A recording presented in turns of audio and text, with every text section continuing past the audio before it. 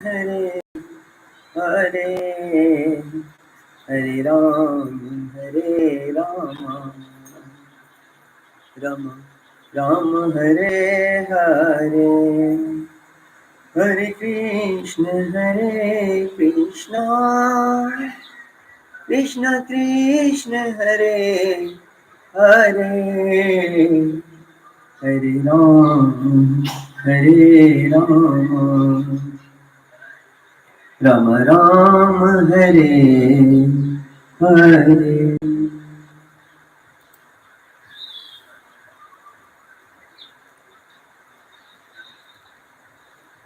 कृष्णाय वासुदेवाय देवकी नंदनाय च नन्दगोपकुमाराय गोविन्दाय नमो नमः। हे कृष्ण करुणा सिंधु दीनबन्धु जगत्पते गोपेश गोपिका राधाकान्त नमस्तुते।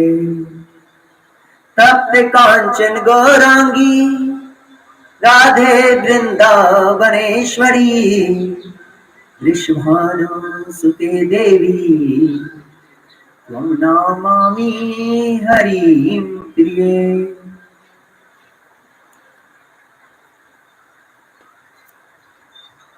श्री राधा रासेश्वरी रम्या कृष्ण मंत्राधिदेवता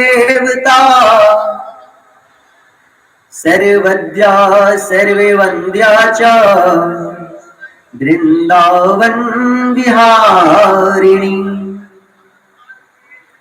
वृंदाराध्या रमाशेष गोपी पूजिता सत्या सत्य परा सत्य भामा श्री कृष्ण बल्लभा वृषभानुसुता गोपी मूल प्रकृतिरीश्वरी गंधर्वा राधिका रम्या रुक्मणी परमेश्वरी परात पर तत्तरा पूर्णा पूर्ण चंद्र निभानना भुक्ति मुक्ति प्रदा नित्यं भव्याधि विनाशनम्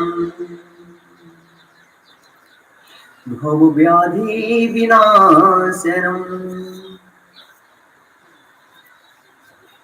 दीजे निजे चरण की प्रीति पवित्र अनन्य प्रभु सुख हित सेवा मिले सुचि जीवन होय धन शुचि जीवन होय धन्य हृदय निर्मल होय मेरा मेरे रोम रोम रम जाए नाम रस मीठा तेरा मेरे अंत समय प्राणेश हरि अति किरण करुणा कीजिए रहूं युगल वर नाम वास चरणन में दीजिए।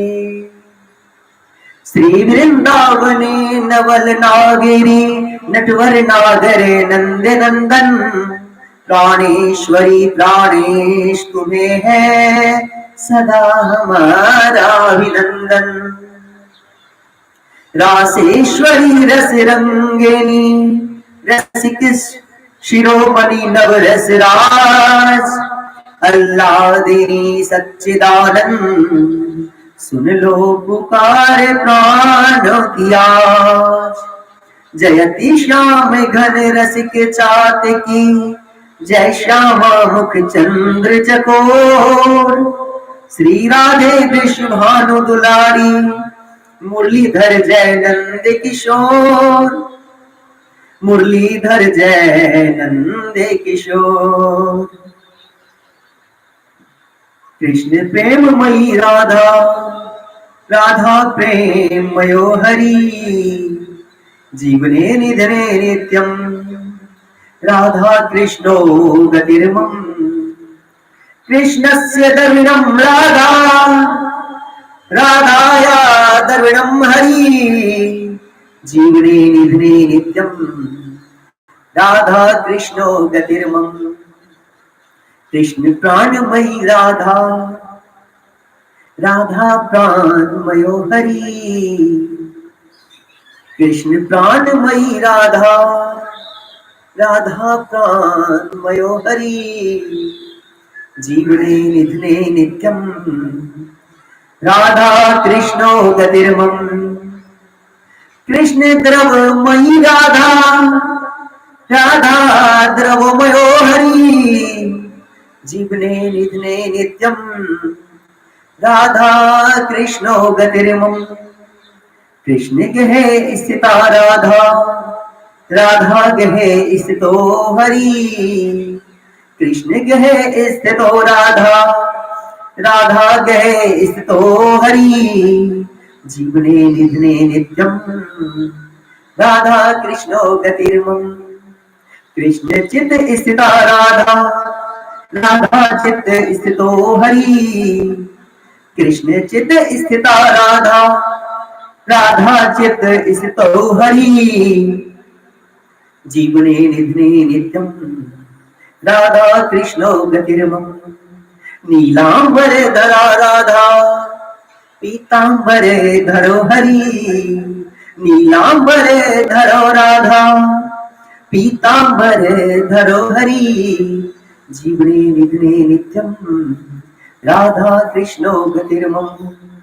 वृंदावनेश्वरी राधा, कृष्णो वृंदावनेश्वरा, वृंदावनेश्वरी कृष्णा, वृंदावनेश्वरी राधा, कृष्णो वृंदावनेश्वरा, जीवने निधने नित्यं राधा कृष्णो गतिर्मम। जीवने निधने नित्यं राधा कृष्णो गतिर्मम।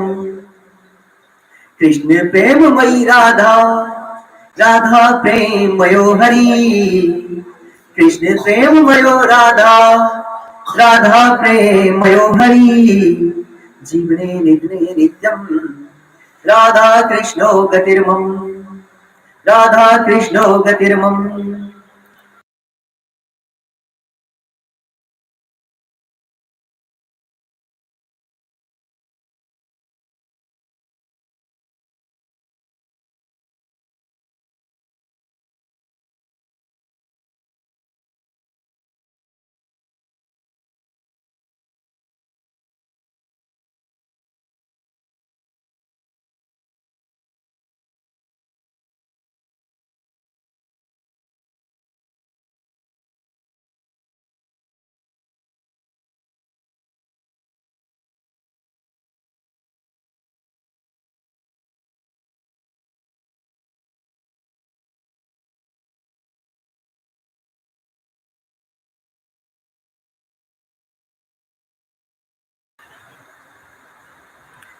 हरे कृष्ण कृष्ण कृष्ण हरे हरे, हरे राम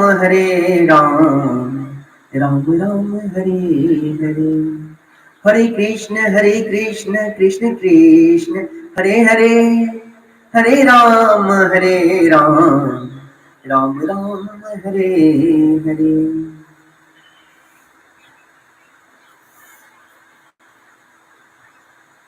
इधर ब्रह्मा जी, शिव जी, सब देवताओं को पता लगता है कि हमारे भगवान श्री कृष्ण पुरुषोत्तम मैया देवकी के गर्भ में आ गए हैं।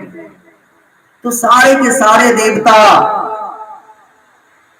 मैया को मैया देवकी के यहाँ जेल में, कारागृह में आ जाते हैं और सब मिलकर के भगवान को प्रणाम करते हैं और उनसे निवेदन करते हैं और उनके प्राकट्य के पहले ही स्तुति करते हैं। और वो भी क्या स्तुति करते हैं, तो कहते हैं सत्यवर्तम सत्य परम त्रिसत्यम सत्यस्य योनिम निहितं च सत्ये सत्यस्य सत्यमृत सत्यनेत्रम् सत्यात्मकं सत्तत्वा शरणं त्रपना। कहते हैं कि आप जो है सत्य सत्यवर्त है, सत्य सत्य की गुंजार करने लगे हैं, सत्य ही सत्य हर जगह गूंजने लगा, क्योंकि सत्य तो यही है ना कि भगवान कृष्ण ही सत्य है। तो भगवान देवताओं कहते हैं, शिव ब्रह्मा जी सब मिलके कहते हैं कि आप जो है सत्यवर्त हैं और आपकी प्राप्ति का साधन भी सत्य ही है। आप भी सत्य हैं, साधन जो है मंत्र जाप करना, तप करना, योग करना, आपकी सेवा करना, साधुओं की सेवा करना, ये सब जो है सत्य साधन है। आप जो है तीनों कालों के सत्य हैं और सत्य के भी सत्य हैं। इसीलिए हम आज आपके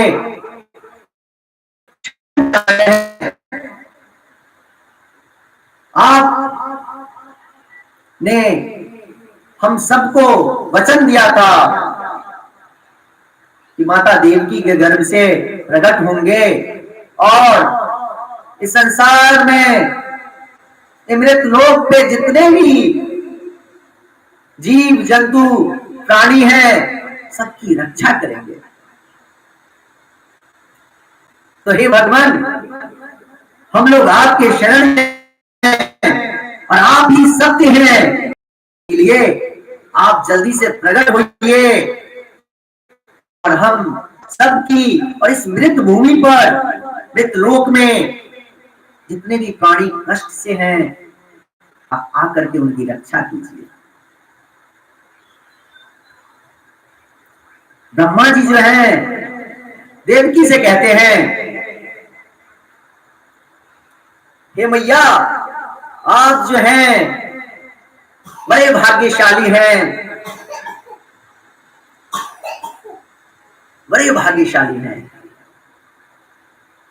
साक्षात परम पुरुष पुरुषोत्तम श्री कृष्ण आपके पुत्र बनने वाले हैं और उनका आज आविर्भाव होने वाला है। कितना सुंदर समय है, आप भाग्यशाली। सबको भगवान कृष्ण के लीला में कुछ न कुछ सेवा करने का है। आगे बहुत सुंदर वर्णन आता है, ध्यान से सुनिए।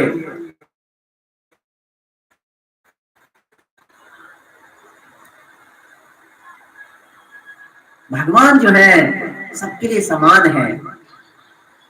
आप गलती से आग में हाथ डालिए या जानबूझ करके हाथ में आग डालिए, जलन तो होना ही है। कहते हैं, श्री शुकदेव जी कहते हैं बड़े अच्छे शब्दों में, अथ सर्वे गुणोपेता काला परम शोभना। क्या कहते हैं? अथ सर्व काला परम शोभना। देखिए, सर्वगुण संपन्न, सर्वगुण संपन्न अत्यंत शोभन काल का समय आ गया। भगवान का जब जन्म होता है, भगवान का जब आविर्भाव होता है, वैसे तो भगवान जन्म नहीं लेते हैं, भगवान आविर्भाव होते हैं, प्रकट होते हैं। तो कितना सुंदर समय आ गया, सर्वगुण संपन्न हो गया, अत्यंत शोभन काल आ गया है, यहां तक कि शुभ नक्षत्र भी आ गया है, शुभ नक्षत्र भी आ गया है। सभी ग्रह नक्षत्र जो है, राहु केतु शनि, जितने प्रकार के ग्रह नक्षत्र हैं, सब कोई अपने अपने उच्च स्थिति पे जाकर के बैठ गए हैं, उच्च स्थिति पे जाकर, क्योंकि भगवान जो आ रहे हैं, सारी दिशाएं जो है प्रसन्न हो गई है। और क्यों ना प्रसन्न हो, क्योंकि सब 10 दिशाओं को कंस ने अपने कारागृह में बांध करके रखा था। तो आज अंदर ही अंदर सब प्रसन्न है, खुश है, आनंद है, तेजोमय है, आनंद से भरपूर है कि हमारे स्वामी, हमारे पुरुषोत्तम श्री कृष्ण माधव, कारणों के परम कारण जो कि एक ही है, हमारे श्री कृष्ण आज प्रकट होने वाले हैं। हमारे जीवन में जितने भी संकट हैं, क्लेश है, सब आज से विश्राम लेने वाले हैं। आज से विश्राम नहीं, आज से पूर्ण समाप्त होने वाला है, इसलिए भी बहुत आनंदित है। नद्या प्रशन सलीला, सुनिए, सारी नदियां जो हैं वो जलमग्न हो गए हैं, जल से भरपूर हो गया है, बहुत खुश है सब। और खुश भी क्यों ना हो, क्योंकि हमारी संगनी जो है, हमारी सखी जो है, हमारी बहन जो है यमुना, उनके होने वाले पतिदेव आज प्रकट होने वाले हैं, इसलिए सब नदियां खुश हो गए हैं। और क्या हुआ, गगनम निर्मलोडुगुणोदयम, आकाश जो है, गगन जो है, आसमान जो है निर्मल हो गया। और ववो वायु सुखा स्पर्श पुण्य गंध वाशुचि, और शीतल शीतल मंद मंद सुगंधित वायु बह रही है। आज जो है ये प्रकृति जो है, नेचर जो है, वो भी शुद्ध हो गया, पवित्र हो गया है, बहुत ही आनंदित हो गया है, बहुत सुंदर हो गया है, बड़ा मनमोहक हो गया है, और साथ में मनमोहक के साथ बड़ा आकर्षक भी हो गया है, क्योंकि आज उनके स्वामी भगवान श्री कृष्ण, हमारे माधव, उनका जन्म उत्सव है, आज उनका प्रकट दिवस है।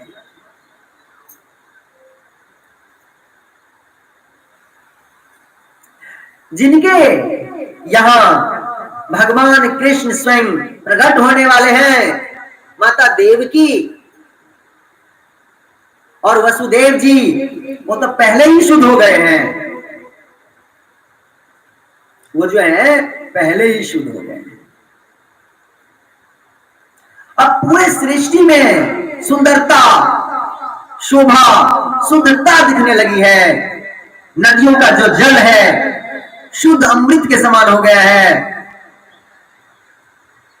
और सारी प्रकृति मिलकर के भगवान कृष्ण का स्वागत करने के लिए तत्पर है।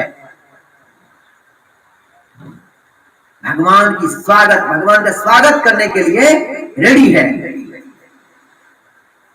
सब तैयार हैं। अभी तक ब्राह्मणों की, साधुओं की, ब्राह्मण और साधु जो हवन और यज्ञ करते थे, उनकी अग्नि अच्छे से प्रज्वलित नहीं होती थी, लेकिन आज देखिए उनकी अग्नि भी स्वयं प्रज्वलित हो गई है। साधुओं का मन जो है बहुत प्रसन्न हो गया है, आनंद से भर गया है। आकाश में दुंदुभियां बजने लगी। किन्नर, गंधर्व, सिद्ध, अप्सरा, विद्याधर, चारण, ये सब प्रसन्न मन से नृत्य करने लगे हैं। सब कोई नृत्य करने लगे हैं। मंदम मंदम जलाधरा, और क्या होने लगा? मंद मंद जल का धरा प्रवाह होने लगा है। धीरे धीरे मंद मंद सुंदर सुंदर बारिश होने लगा। जो सुंदर सुंदर छोटी छोटी जो बारिश की बूंदे शरीर पे आती है, इस धरती पे आती है, तो बड़ा सुगंधित होता है, बड़ा अच्छा महसूस होता है। तो आज वही सुंदर हवा चलने के साथ मंद मंद बारिश भी सुगंधित, धरती का खुशबू भी जागृत हो गया है।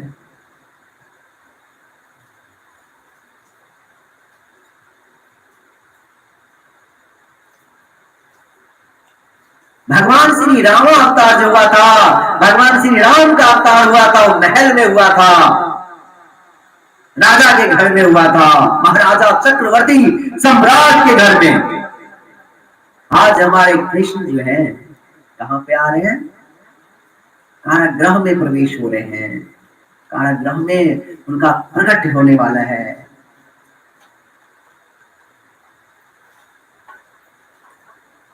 कहते हैं जब रामावतार हुआ था तो भगवान राम जो थे जोर जोर से रोने लगे, जोर जोर से रोते थे, क्योंकि बच्चा जब जन्म लेता है तो उनको रोना पड़ा।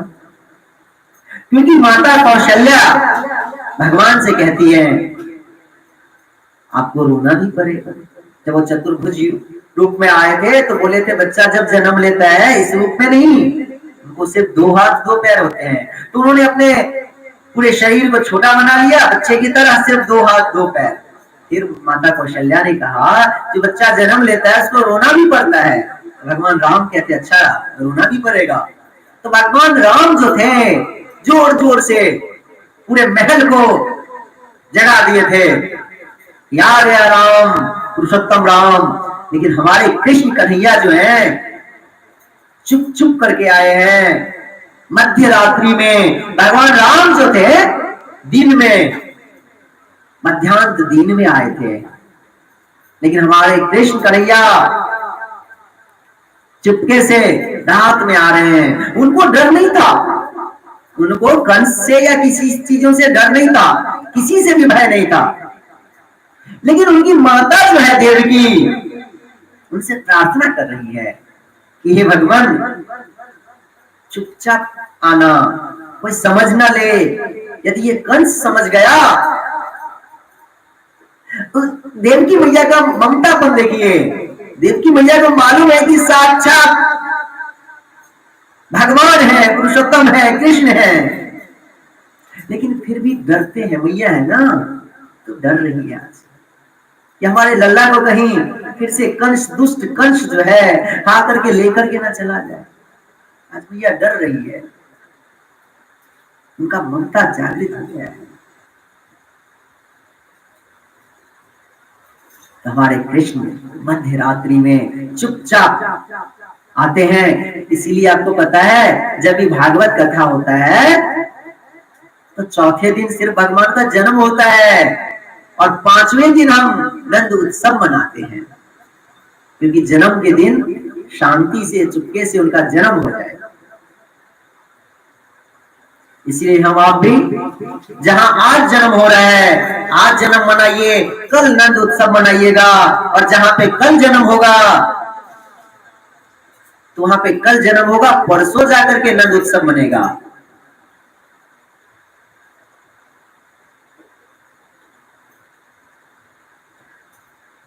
आज मैया देवकी और भगवान श्री कृष्ण के पिताजी वसुदेव जी आज देखते हैं कि हमारे कारागृह में एक छोटा सा लल्ला आज इधर उधर घूम रहा है। उनकी आंखों के सामने दृश्य दिख रहा है, बहुत सुंदर स्वरूप। कैसा स्वरूप? तमद्भुतं बालकमम्बुजे क्षणम् चतुर्भुजं शंखे गदायुधायुधम्।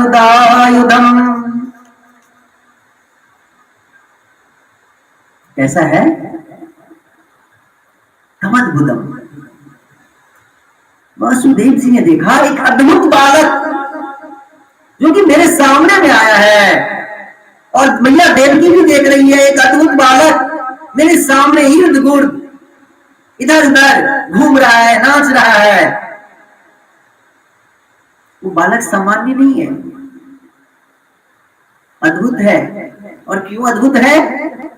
तो अद्भुत इसलिए है, अम्बुजे क्षणम, अम्बुजे क्षणम।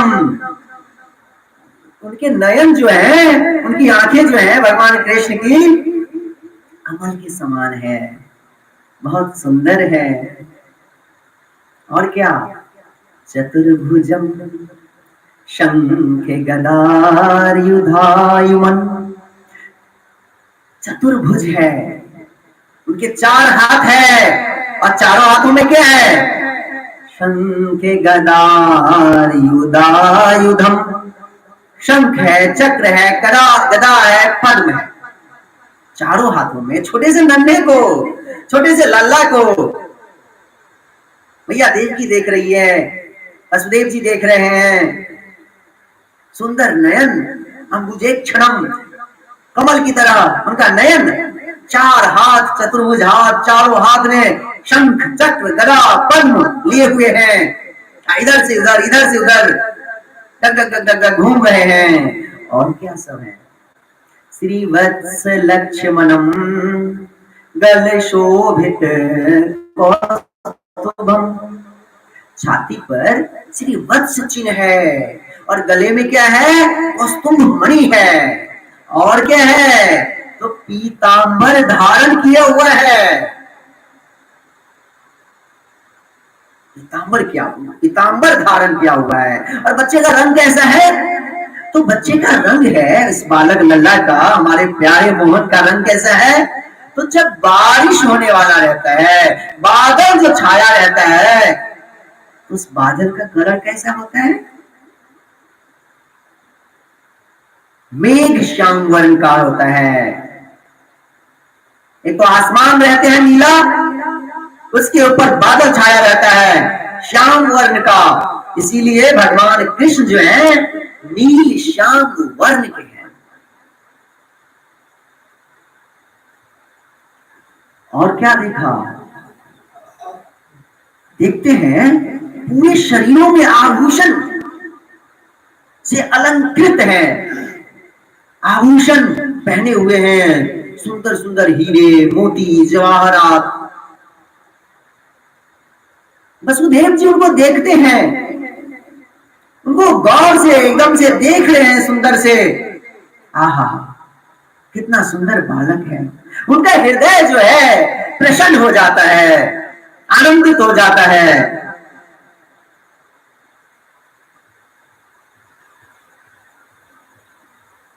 वो कहते हैं, ओह, ये मेरा बालक है, मेरा पुत्र है। मेरे साथ तो एक मजबूरी है कि मैं जेल में हूं, कारागृह में हूं, लेकिन ये समय आ गया है दान पुण्य करने का। लेकिन मैं तो कारागृह में फंसा हुआ हूं, मैं करूं भी तो क्या करूं? मैं ऐसा क्या करूं? ऐसा सोचकर उन्होंने मन ही मन संकल्प कर लिया कि जब भी मुझे अवसर मिलेगा तो मैं गायों को, ब्राह्मणों को, दुखियों को दान दूंगा, उनका सेवा करूंगा। वस्त्र, आभूषण, सब प्रकार का धन मैं ब्राह्मणों को दूंगा, दुखियों को दूंगा, वैष्णवों को दूंगा। आज उनके मन में संकल्प हो रहा है। देखिए, वैसे भी जीवन में कोई भी चीज पहले संकल्प ही होता है, पहले हमारे मन में ही आता है, और जब संकल्प होता है, मन में आता है, तभी हम कुछ करते हैं। और जब तक आपके मन में नहीं आएगा आप कुछ नहीं करोगे, है कि नहीं? तो आज वसुदेव जी के मन में सुंदर विचार आया, सुंदर ख्याल आया।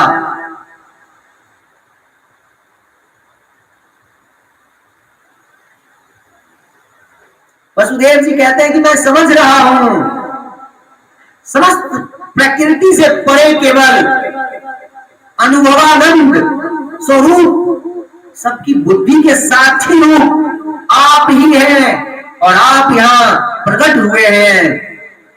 वसुदेव जी तो सब समझ रहे हैं, क्योंकि ज्ञानी है, बहुत ज्ञानी है, और साथ में बहुत भक्ति भी है उनके पास, साक्षात भक्ति महारानी, भक्ति ज्ञान वैराग्य उनके हृदय में विराजमान है। उन्हें किस चीज की कमी है वो तो सब जानते हैं।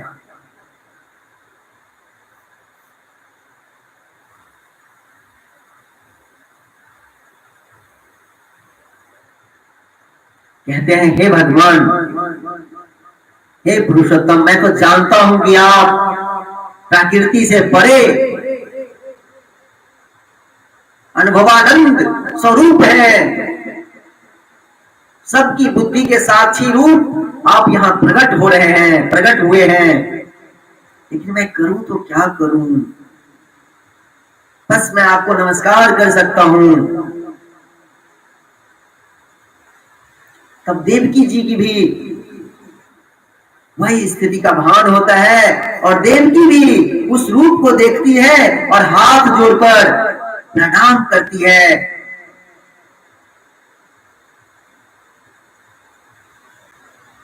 कहती है रूपम यत तत् प्राहुरव्यमात्तमाद्यम ब्रह्मा ज्योतिर्निर्गुणम निर्विकारम। कहते हैं जिसको निर्गुण निर्विशेष सच्चिदानंद स्वरूप कहते हैं, आप ही वह अध्यात्म दीप है, आप ही यहाँ प्रकट हुए हैं, मृत्यु को भी भयभीत करने वाले आप ही हैं। हर प्रकार के जीव प्राणी दसों दिशाओं भागता रहता है मृत्यु से, भय से, लेकिन आज आप प्रकट हो गए हैं उनकी सुरक्षा के लिए। इसीलिए तो आपको कहा गया है तापत्रय विनाशाय, इसीलिए आपको कहा गया है तापत्रय विनाशाय। आप मनुष्यों को, प्राणियों के तापों का नाश कर देते हैं, आदि दैविक, आदि भौतिक,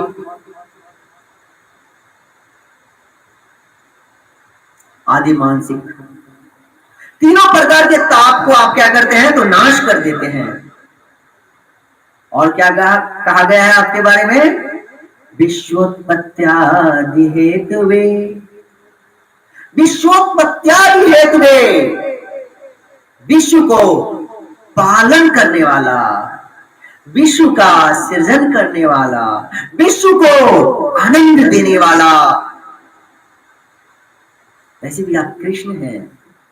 कृष्ण का अर्थ होता है सबको आनंद देने वाला और सबका, सबसे आनंद लेने वाला,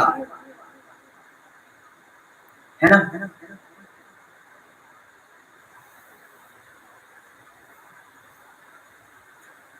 आज प्रार्थना करती है देवकी मैया, हे भगवान, कहीं पापी कंस को पता चले कि मुझसे आपका प्रकट हुआ है। मैं जो हूं कंस से बड़ा भयभीत हूं। देखो, कंस जब देवकी को मारने के लिए आया तब देवकी को डर नहीं लगा। कहती है मुझे कंस से डर नहीं लगता, लेकिन आपको मारेगा इससे मुझे बहुत डर लग रहा है। इससे मुझे बहुत डर लग रहा है। यह जो माँ का प्यार होता है वह बड़ा ही विलक्षण और विचित्र प्रकार का होता है। ऐसा प्रेम किसी किसी भाग्यशाली को ही प्राप्त होता है। देवकी जी कहती है, हे भगवान, आप अपना यह रूप जल्दी से शिशु की तरह बन जाइए। और यह सोच सोच करके मेरी बुद्धि जो है, कहीं मैं गिर ना जाऊं।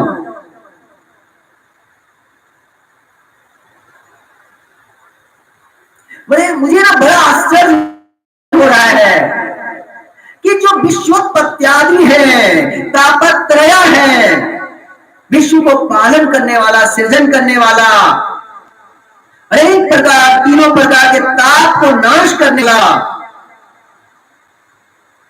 सतचित से आनंद, सच्चिदानंद, वो आज हमारे द्वारा प्रकट हो रहे हैं। मुझको बड़ा आनंद आ रहा है, लेकिन मुझे पापी कंस से बहुत डर लग रहा है। भगवान, आप जल्दी से एक छोटे बच्चे शिशु के रूप में आ जाइए और छुप जाइए।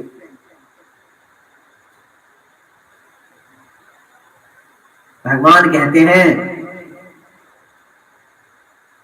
देखो मैया, यह रूप तुम्हें मैंने क्यों दिखलाया है मालूम है आपको? मैया कहती है, नहीं, मुझे कुछ नहीं पता है, क्यों दिखलाया है, मुझे कुछ नहीं पता है। तो कहते हैं, भगवान हमारे अल्लाह कृष्ण प्यारे मोहन कन्हैया नंद नंदन, देवकी नंदन, यशोदा नंदन, कृष्ण कुमार कहते हैं कन्हैया कि मैया,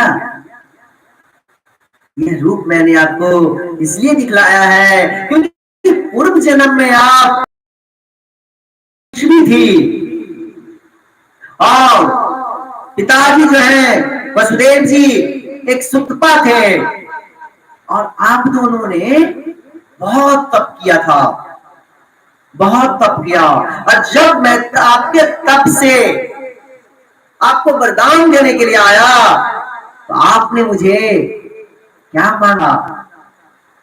आपने मुझसे मोक्ष नहीं मांगा, आपने मुझे मेरे जैसा ही पुत्र मांगा। तो मेरे जैसा और संसार में, इस 14 भुवन में कौन हो सकता है? तो आपके तप से, आपकी भक्ति से मैं बहुत प्रसन्न हो गया था, इसीलिए मैं खुद आपके पुत्र के रूप में आ गया हूं। और आप जो बार बार कह रही है ना, ये पापी कंस से भय लगता है आपको, तो सुनिए मैया, ऐसे तो भय करने की जरूरत नहीं है, डरने की जरूरत नहीं है। लेकिन फिर भी आपको यदि डर लगे तो एक मेरी और मैया है, यशोदा मैया, जो कि गोकुल में है। हमारे नंद, हमारे पिताजी वसुदेव जी हमें ले जाकर के यशोदा मैया के लिए वहां पे दे करके आ जाएं और वहां है इस बच्ची को लेकर के आ जाएं, की जरूरत नहीं है ना। अभी धीरे धीरे देवकी मैया क्या होते हैं? प्रसन्न हो रहे हैं, खुश हो रहे हैं, आनंद हो रहे हैं। इस पापी कंस से अपने लल्ला को, अपने प्यारे को, मोहन को, कन्हैया को, वासुदेव को, नंद नंदन वासुदेव नंदन को कहीं ना कहीं ऐसा जगह मिल गया और विश्वास भी होने लगा कि अब मेरे कन्हैया को कुछ भी नहीं होने वाला है, मेरा कन्हैया बहुत सुंदर से रहने वाला है, बहुत अच्छा से रहने वाला है। देवकी को और वसुदेव जी को कहते हैं कि आप दोनों जो हैं, हमें पुत्र भाव से ही मुझमें प्रेम रखना, इसी से आपका ब्रह्म भाव जो है मेरे चिंतन में, पुत्र भाव से चिंतन होता रहेगा, इसी से आप दोनों जो हैं मुक्त हो जाएंगे। देखो बड़ी रस भरी बातें हैं।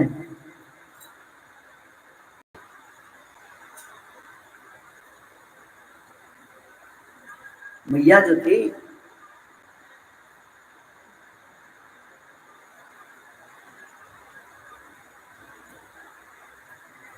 मैया तो समझते थे कि आपके जैसा पुत्र चाहिए मुझे, आप पुत्र में चाहिए। मैया का सोच नहीं था। बड़ी सुंदर बातें हैं। मैया के ख्वाब में नहीं था कि भगवान मेरा पुत्र हो।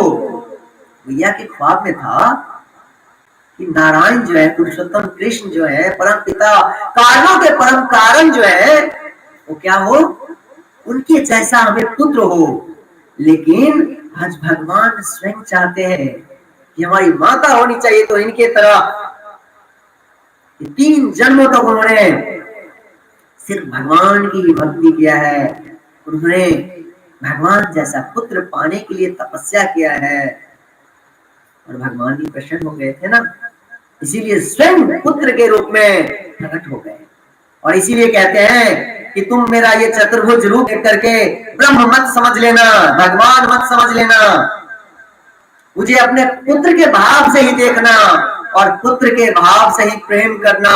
तुम दोनों मुक्त हो जाओगे, चिंता करने की बात नहीं है। आज भगवान चाहते थे कि हमारी माता पिता कैसे हो। आज की डेट में, आज के समय में हर इंसान को कृष्ण ही चाहिए, हर इंसान को कृष्ण चाहिए। अरे भैया, कृष्ण चाहिए तो कृष्ण को पालने के लिए आपको उतना समर्थ तो होना चाहिए, उतनी भक्ति तो होनी चाहिए। और देखिए, हर इंसान को भक्ति चाहिए। हर इंसान यही चाहता है कि मैंने जल फूल चढ़ाया, 2 माला जाप किया, मुझे भक्ति आ जाए। अरे भैया, भक्ति खेल है क्या? और सुनो, भक्ति आ भी जाए तो तुम्हारे अंदर सामर्थ है क्या उस भक्ति को अपने अंदर रोक करके रखने का? जब ये सामर्थ हो जाएगा तो भक्ति महारानी स्वयं आ जाएगी। तो पहले अपने अंदर उस सामर्थ्य को मजबूत करो, अपने अंदर उस सामर्थ्य को प्रकट करो। कलयुग का काल तो इतना, कलयुग की सर्प जो है इतना तेज है कि कोई किसी को अच्छा बात भी कहे तो इसे बुरा लग जाता है कि मुझे क्यों सुना रहा है। इसी प्रकार से ऐसे ही मन में, ऐसे ही रूप में, ऐसे ही भाव में आपको भक्ति आ जाएगी। ऐसे ही भाव में भगवान कृष्ण आपके पुत्र के रूप में आ जाएंगे। अरे भैया नहीं, आप छोड़ दो, भक्ति करो, तप करो, तपस्या करो, भगवान प्रसन्न होंगे और स्वयं आएंगे।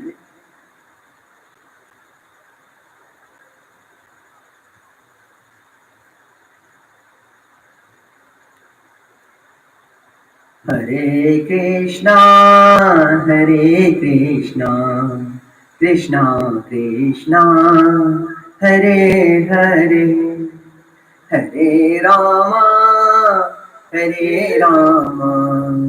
रामा रामा हरे हरे, हरे कृष्णा कृष्णा कृष्णा हरे हरे, हरे रामा रामा रामा हरे हरे। अब भगवान कृष्ण को वसुदेव जी गोकुल ले जा रहे हैं। अब वसुदेव जी और देवकी मैया देखते ही देखते भगवान जो है शिशु के समान बन गए, छोटा सा लल्ला मेरा प्यारा बन गया। और फिर वसुदेव जी कहते हैं, जल्दी से मुझे एक टोकरी दे दो, उस टोकरी में इस बच्चे को रखो और यहां से गोकुल ले चलो। देखिए, गोकुल शब्द का, गोकुल नाम कितना अच्छा है, कितना अच्छा शब्द है गोकुल। गोकुल का एक अर्थ होता है जहां गायों का परिवार हो। भैया भगवान के गोत्र तो बड़ा दुर्गम है। जहां गायों का परिवार हो, जहां पे गायों का परिवार में एक समान सम्मिलित किया जाए, जहां पे गायों की सेवा की जाए सुबह शाम रात दिन,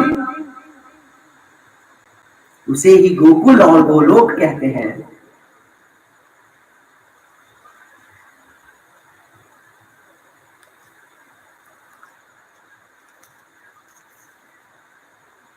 गोकुल का दूसरा अर्थ कितना सुंदर है, देखिए, इंद्रियों का परिवार। गो माने इंद्रियां। इस दृष्टि से इंद्रियों का परिवार को गोकुल कहते हैं।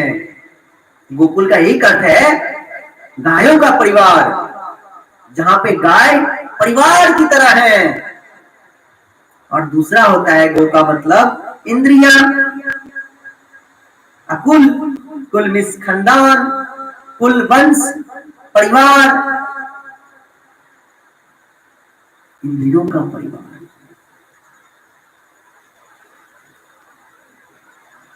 वही हमारे गोलोकवासी श्री कृष्ण कन्हैया से सबसे ज्यादा प्रेम कौन करते हैं? तो सबसे ज्यादा प्रेम करने वाले हैं गोपी।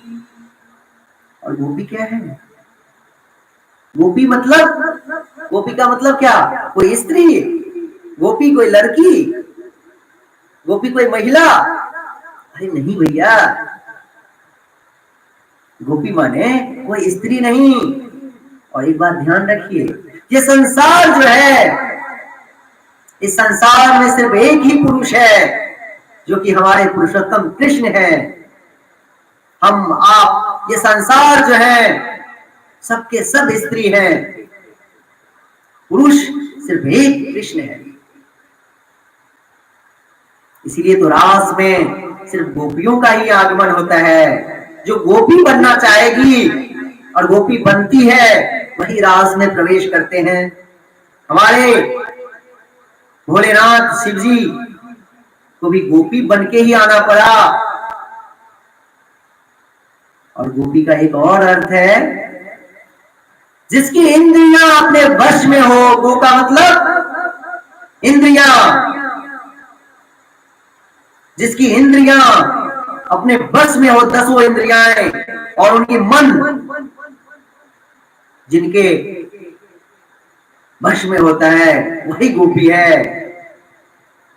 ऐसे माता लक्ष्मी जो है, वो भी रास में प्रवेश करने के लिए तत्पर थी, भगवान कृष्ण से प्रार्थना करती थी, लेकिन प्रवेश मिला नहीं मिला। यमुना जी के किनार पे पल्ली पार, वहीं पे माता लक्ष्मी को रोक दिया गया। और माता लक्ष्मी आज भी तपस्या कर रही हैं, एक बार मुझे इस गोपाल के रास में प्रवेश हो जाए। गोपाल का अर्थ क्या है? देखिए, गो का अर्थ इंद्रियां, अपाल का अर्थ पालक करने वाला, जो सब इंद्रियों का पालक करता है, जिनका पालन उनको डंडे से घुमाता है, अपनी माया से घुमाता है, वही गोपाल है। तो देखिए, जो गोपाल के रास में प्रवेश करेगा तो गोपी तो बनना ही पड़ेगा। अपनी इंद्रियों को तो एकत्रित करना पड़ेगा, वश में करना पड़ेगा, तभी तो हमारे गोपाल पाल बन के आएंगे।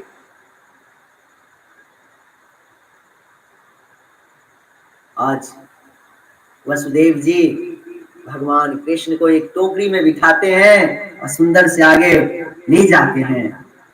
जब ले जाते हैं, खुद ही स्वयं उनके हाथ का हथकड़ी सब खुल जाता है, सब इंद्रिया टूट जाता है।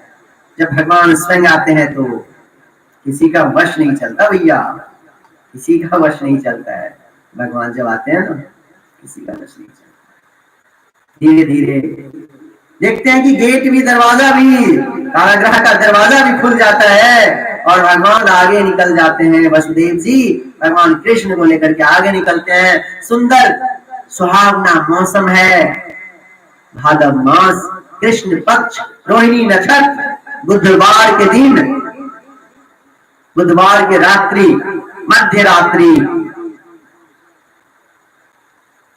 बादल गरज भी रहा है लेकिन तेज आवाज में नहीं, धीरे धीरे मंद मंद मुस्कान के साथ आज हमारे वसुदेव जी आगे बढ़ते हैं। और जब आगे बढ़ते हैं,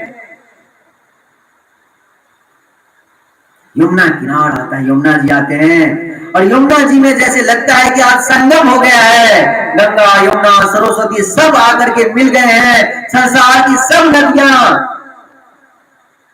आकर के मिल गए हैं। जैसे क्या होता है, जब किसी लड़की के लिए लड़का देखा जाता है तो उनकी जितने भी सहेली हैं, जितने भी परिवार वाले आ जाते हैं, देखो लड़का कैसा है।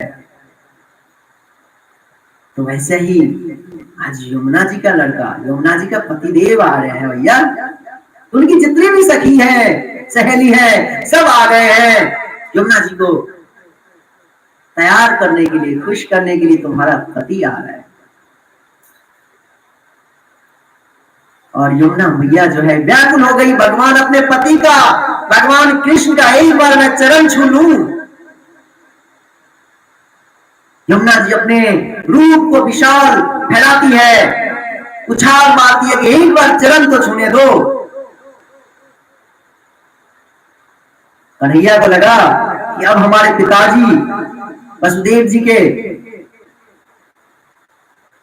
जल जो है नाक के बराबर आ गया है, अब उन्हें आगे बढ़ने में तकलीफ होगी। तो यमुना मैया तो मन को, भाव को समझ गए हमारे कन्हैया, आज अपने पैर को नीचे कर देते हैं और यमुना मैया चरण स्पर्श करती है। और ये बादल जो मंद मंद मुस्कुराता हुआ बारिश दे रहा है, तो छोटे बच्चे को तो मौसम तो अच्छा कर दिया, लेकिन पानी के बूंदे जो है शिशु पे पड़े तो उस पानी से बचाने के लिए शेषनाग स्वयं शंकरशन प्रकट हो गए हैं और उनको उस पानी की बूंद से बचा रहे हैं। जो ही यमुना मैया भगवान कृष्ण के चरणों का स्पर्श करती है तो जैसे लगता है कि यमुना जो है दो धारा में बट गई है और बीच में एक पुल बन गया, ऐसा लगता है। दोनों तरफ, दो साइड, दो तरफ भाग करके बीच में सुंदर रास्ता आ गया वसुदेव जी को निकलने के लिए। और गोकुल धाम आते हैं और गोकुल धाम में यहाँ पे देखते हैं कि सब कोई सो रहा है, किसी को कुछ पता नहीं है। बड़े प्रेम से यशोदा भैया के पास आकर के उस बालक को रखते हैं और उस बालक को रख करके वहां पे जो एक बालिका रहती है उस बालिका को अपने टोकरी में लेते हैं। और क्या होता है यहाँ पे, वसुदेव जी तो उस बालिका को, उस बच्ची को टोकरी में लेकर के निकल जाते हैं। लेकिन यशोदा मैया के घर में यशोदा मैया को सिर्फ एक पुत्री नहीं हुआ था, एक वहां पे पुत्र भी आया था। कौन पुत्र? ये जो वसुदेव जी अभी लाए वो नहीं, एक पहले से ही जो कि हमारे ब्रज नंदन है, पहले से ही वहां पे विराजमान थे। और वो ब्रज नंदन जो है भगवान कृष्ण कभी भी वृंदावन बाहर, ये ब्रज 84 कोस से बाहर नहीं जाते हैं। वो उस बालक में समा जाते हैं। वो हमारे ब्रज नंदन कृष्ण जो है हर वक्त, हर समय निकुंज में, वृंदावन धाम में ही रहते हैं, यहीं पे लीला करते रहते हैं, घूमते हैं, फिरते हैं, गायों की रक्षा करते हैं, गायों की पालक करते हैं।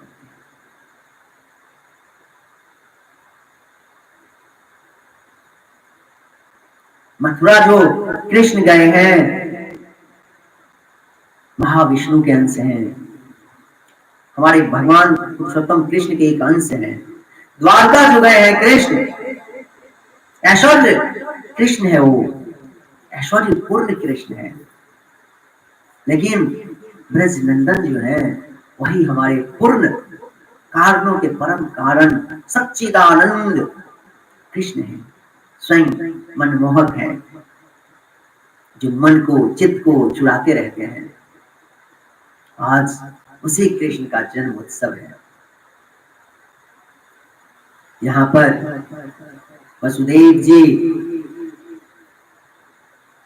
बच्ची को लेकर के आते हैं और कंस को पता चलता है कि देवकी के गर्भ से इस बार पुत्री, एक बच्ची आई है।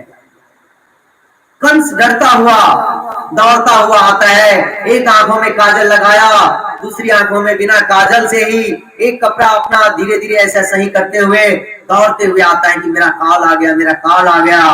आज इस काल को देखने के लिए आते हैं तो देवकी मैया बहुत गिड़गिड़ाती है, भैया कंस, तूने मेरे 6 संतान को तो मार दिया, ये तो पुत्री है, एक स्त्री है, लड़की है, इसको तो छोड़ दे।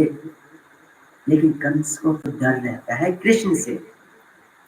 तो कहते हैं भगवान नारायण जो है, पता नहीं कभी स्त्री के रूप में आ जाए, बालिका के रूप में आ जाए, क्या पता उनको। आज इस बालिका को छीन लेते हैं देवकी मैया से और दीवार पे मारने लगते हैं। जो ही दीवार पे पटकने लगते हैं, वो कौन है? विंध्याचल रानी है, विंध्यवासिनी है, माया है, अपूर्ण माया, अपूर्व माया है। वो माया पर विजय कौन पा सकता है? कि भगवान के दास से वही पा सकता है। ये कंस दुष्ट क्या पाएगा? आज उसके हाथों से निकल करके अपना पूर्ण रूप में प्रकट हो गई और कहती है, दुष्ट, तू मुझे क्या मारेगा? तुझे मारने वाला तो प्रकट ले लिया है, अवतार ले लिया है, तू मुझे क्या मारेगा? कंस भागते हुए कांपते हुए अपने महल को आता है। एक तो कंस दुष्ट है और उसके जितने भी मंत्रीगण हैं वो ही महादुष्ट है। सत्संगते गुणोच्चारणम, सत्संगत से ही गुण आते हैं और सत्संगत से ही गुण जाते हैं। तो कंस दुष्ट का सत्संग दुष्टों के साथ है। तो आज बड़ा आश्चर्य से सोचने लगता है कि मेरा दुश्मन कहां जन्म ले लिया है। उस बालिका ने तो झूठ तो नहीं बोला होगा।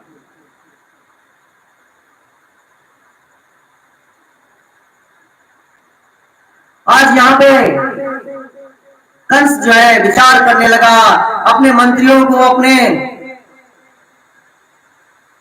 सिपाहियों को, सबको बुलाता है और विचार करने लगता है कि मेरा राक्षस, मेरा दुष्ट, मेरा जो दुश्मन है कहां जन्म लिया होगा, उसको विचार करने दीजिए।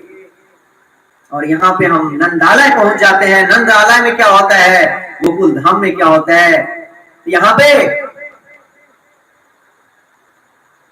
भगवान कृष्ण की जो बुआ रहती है, नंद बाबा की जो बहन रहती है सुनंदा, उनकी आंखें खुलती है और जोर जोर से यशोदा भैया को आवाज देती है कि लल्ला हुआ, जल्दी उठो, और अपने भाई को खोजने चली जाती है। कहाँ गया नंद बाबा, कहाँ गए? तो नंद बाबा कहाँ है? तो नंद बाबा भैया यमुना के किनारे पे बैठे हैं, अब माला झोली हाथ में लिए जाप कर रहे हैं। हरे कृष्ण कृष्ण कृष्ण हरे हरे, हरे राम राम राम हरे हरे। आज जाप कर रहे हैं, लेकिन भैया जाप करते करते भगवान का नाम तो कहाँ चले गया? उनके मन में जो था अभी तक तो हुआ नहीं, आगे न जाने कब होएगा। कुछ दूसरी बातें मन में आ गया कि आगे कब हो गया, अभी तक तो हुआ नहीं। यही सब सोच में बुआ आती है, बहन आती है और कहती है, हो गए हो। नंद बाबा कहते कहा हो? कहते ऐसे ना बताऊंगी, पहले 9 लखा हार लूंगी। तो नंद बाबा खुशी से कहते दे दियो।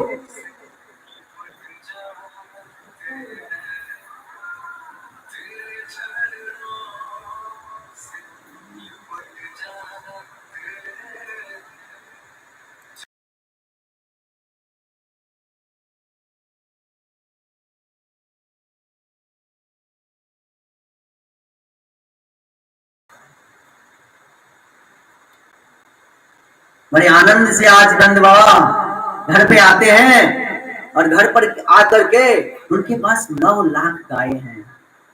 चारों तरफ की खजाना खोल देते हैं, चारों तरफ की खजाना खोल देते हैं।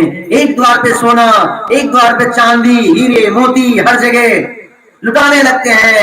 ब्राह्मणों को बुलाते हैं, स्वस्ति वाचन करवाते हैं, अपने बच्चों का आशीर्वाद, अपने लल्ला को आशीर्वाद देते हैं, खुशी से मग्न हो जाते हैं, नाचने लगते हैं, गाने लगते हैं, झूमने लगते हैं, आनंद से भर जाते हैं, बड़ा आनंद से।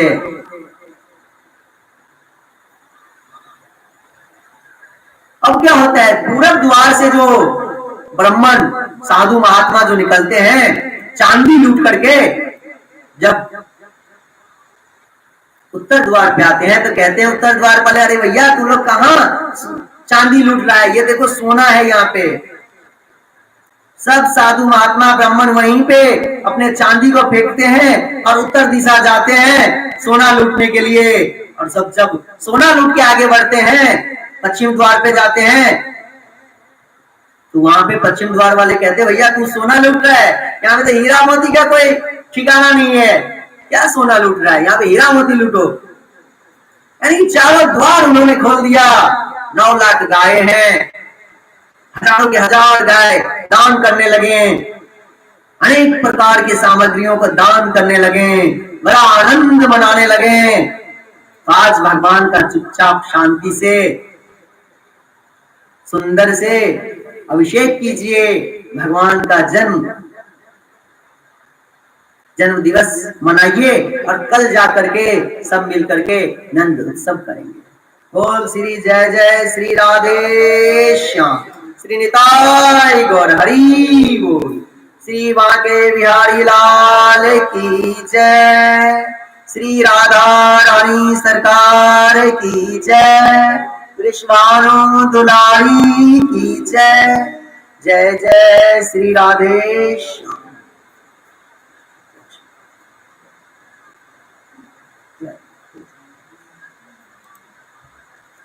हरे कृष्ण